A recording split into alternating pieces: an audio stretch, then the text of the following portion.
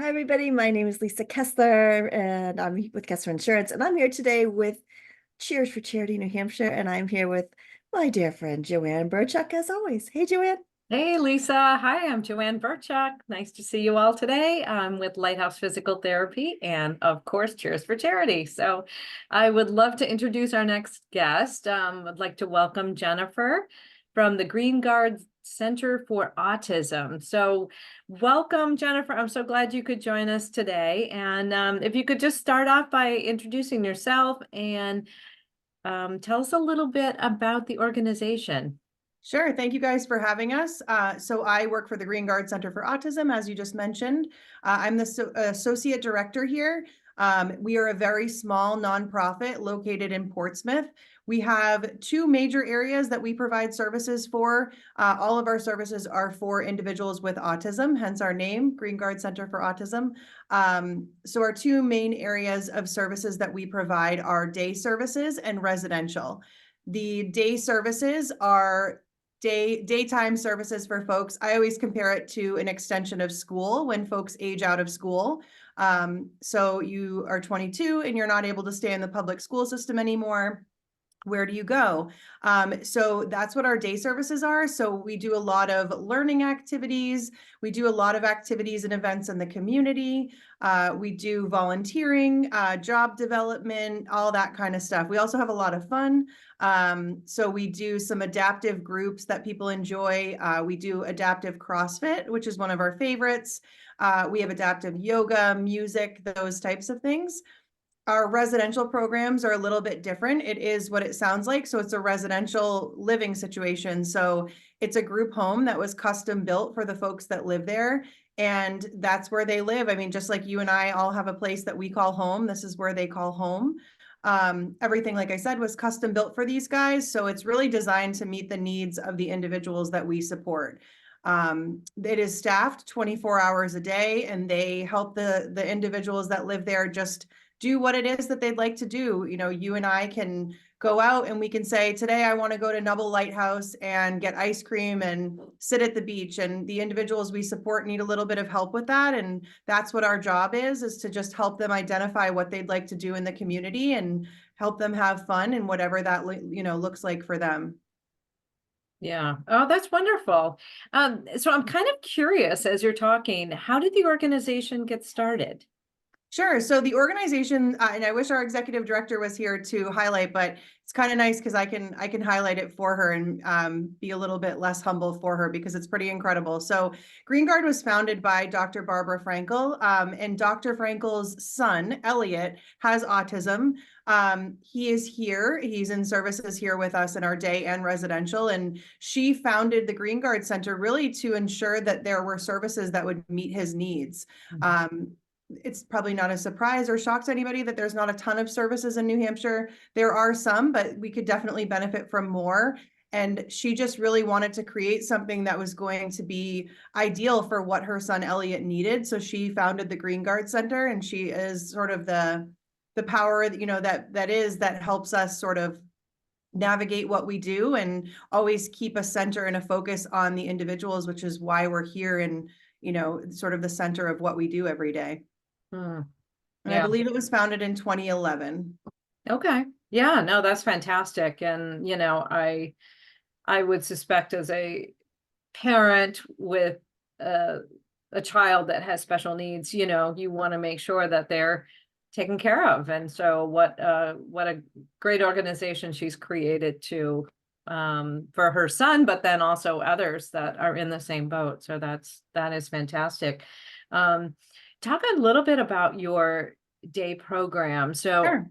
It sounds like it's more geared towards adults once they've aged out of the school system. So we're talking more, helping those adults that need additional programs that, they may not qualify for elsewhere.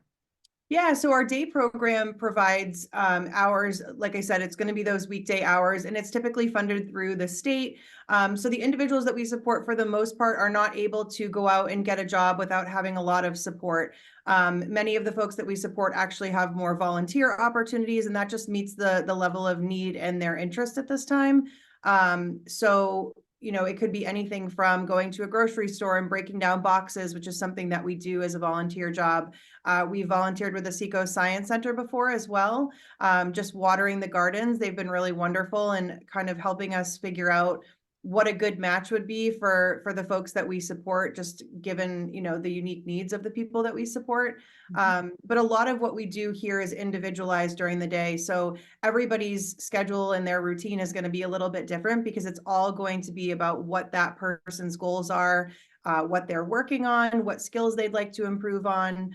Everything is going to be super individualized. Another unique part of our day services is that we staff folks one-to-one. So what that means outside of the lingo that we use is just that we hire one person to work with one individual. So they can get that highest level of individualized support possible. Wow. That's fantastic. And it sounds like that would be a very costly venture. How are you guys funded?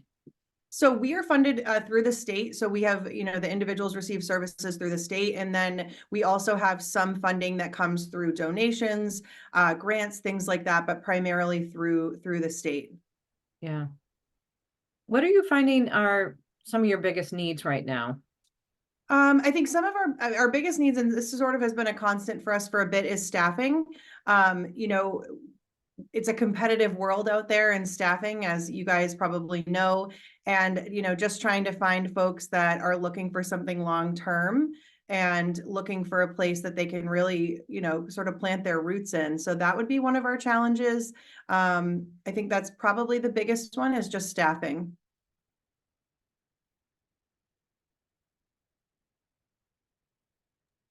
Awesome. And I'm taking all these great notes. This is so fascinating. How many people are coming and work through your facility, and how many people are you supporting? So we, over at our day program, we support 9 individuals. So we have, if we're fully staffed, we have 9 staff that would be working with those folks. And then our group residence has 5 residents that live at the house. And we have approximately 17 to 18 staff currently. And it sounds like so many. It's because we are staffed 24/7. So everything from the overnight shift to the early morning shift to the after school shift, they're all there. So we have a good amount of staff over there. And we do have, I would say, mostly students that are in our staffing base over at the residence. UNH students are among the most of them. But we do have a nice variety of folks, but that's about how many we support. So 9 over here. And then we have the 5 folks that live across the street who also come here. So you're looking at 9 total. And then we also have a small social skills group that we run that is, it runs 6-week cycles. So it's been a real big hit for us. It's Thursday nights every 6 weeks. And we do social skills training for adults that are higher functioning. So they're highly verbal adults on the spectrum that they may have a job, they may live in their own apartment, but they need help just sort of in that social skills realm. So we go over everything from, you know, relationships and planning a party, interacting with somebody, setting boundaries, whatever that may be. That's another big facet of what we do. It's a small group, but it's becoming a pretty big hit for us. That's fantastic. So how do people, you know, become part of the program? You know, what's the steps to do that? Yeah, so if somebody is interested in any of the programming we offer, we would encourage them to reach out to us. We do on our website, we have, I believe, a contact form on there where folks can get in touch with us, and they can email and sort of get in connection. And then our executive director would be sort of that point of contact for them to determine if we have openings and what type of services they'd be looking for. Awesome. That's fantastic. And so if people are interested in maybe joining the staff, if they're interested in maybe because they have a loved one or someone that they know that might be able to take advantage of the services, or maybe if they donate, that's sort of the best way for them to get involved and get in touch and that kind of thing, correct? Yeah, our website is the best way. We have, like I said, we have a contact form, especially for folks if they are looking to find out about any jobs we have open. We have an entire page on our website dedicated to ways that folks can donate. And our email and contact information is on there if they wanted to reach out about services or any other questions about what we do. That's fantastic. Oh my God, so good and so nice that you have this program. So what are just a couple, just a quick clarifying question. You know, Sure. it's mostly adults, correct? Is it like 18 and over? Is it, how does, Yeah, so we do provide services just to adults right now. Typical age, if I had to make a guess, I would say 32. That's what I always joke and say. I haven't done the math, but the median age is about 32. And then in our social skills group, we have a variety of ages. 18 is the youngest folks can be, but we have folks in that group anywhere from 18 to 45. awesome. I love that whole diversity and that whole range of options. That's Yeah, fantastic. we try to have a lot of different things. We'd love to do more, and we have plans to do more in the future, but for right now, that's what we've got. So good. So fantastic. Oh, this is so interesting, Jennifer. I had no idea the sun was even there. So Oh, wow. that you guys are doing such important work right in our backyard. It's like the coolest story ever. So we thank you taking the time to share with us, to give us some highlights in the organization and to sort of set us off on this exploration to get us to know a little bit more about you. We're thrilled. Yeah, we're thrilled to have you as part of the Cheers for Charity family. Thank you. Well, thank you guys. We were really happy to be involved in it, and we were just really excited. On the flip side, we hadn't heard of Cheers for Charity, so that was new to us. So I'm just really glad we were able to touch base and share some information. That's great. Yeah, we're trying to get the word out on us because we love to highlight all the great work that our local charities are doing for all the people on the seacoast. I will spread the word myself. I appreciate it. I love what you guys are doing. Oh, thank you. It's right back at you. Take care. Thank you guys.